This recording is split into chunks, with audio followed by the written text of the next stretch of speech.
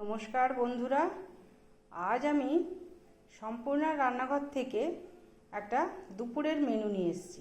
দেখুন আজ আমি কি রান্না করেছি আপনাদের সঙ্গে শেয়ার করব। আজকে আমি রান্না করেছি ভাত হয়েছে, আর হয়েছে এটা হয়েছে মসুর ডালের চচ্চড়ি। আমাদের বাড়িতে এমনি মসুর ডাল রান্না করলেও পড়ে থাকে, কেউ খেতে চায় না, আর সেদ্ধ করলে খায় কিন্তু তাও থাকে। চচ্চড়ি করলে সবাই খেয়ে নেবে। এটা মসুর ডালের চচ্চড়ি। আর করেছি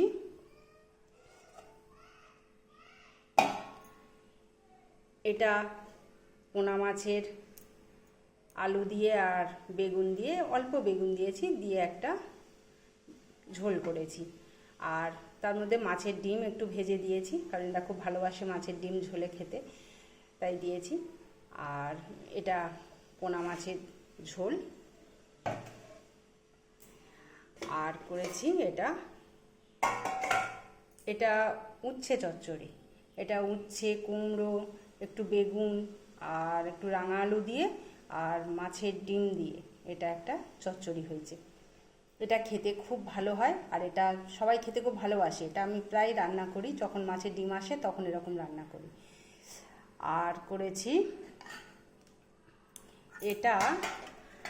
এটা হচ্ছে ওই ছানার কোপ্তা করে তরকারি। এটা কালকে হয়েছিল, কিন্তু এটা অনেকটাই রয়ে গেছে, আর আমার ছেলে রুটি দিয়ে খেতে খুব ভালোবাসে, তাই এটাই গরম করে নিয়েছি। আর করেছি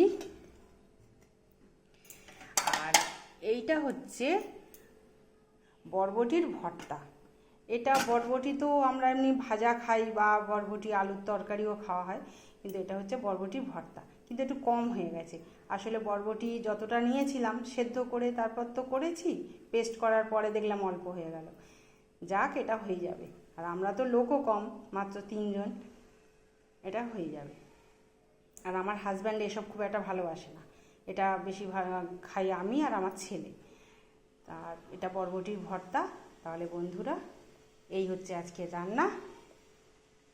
আপনারা সবাই খেয়ে নিন, দুপুর হয়ে গেছে, অনেকটাই বেলা হয়ে গেছে, আর এবারে আমরাও বসবো। তাহলে বন্ধুরা, আপনাদের যদি আমার এই ভিডিও ভালো লাগে তাহলে আমার ইউটিউব চ্যানেল সম্পূর্ণা রান্নাঘর একটু সাবস্ক্রাইব করে রাখবেন প্লিজ বন্ধুরা। আর আমার Facebook page Sampurna blogs follow করে রাখবেন। তাহলে বন্ধুরা, শুভ দুপুর, নমস্কার।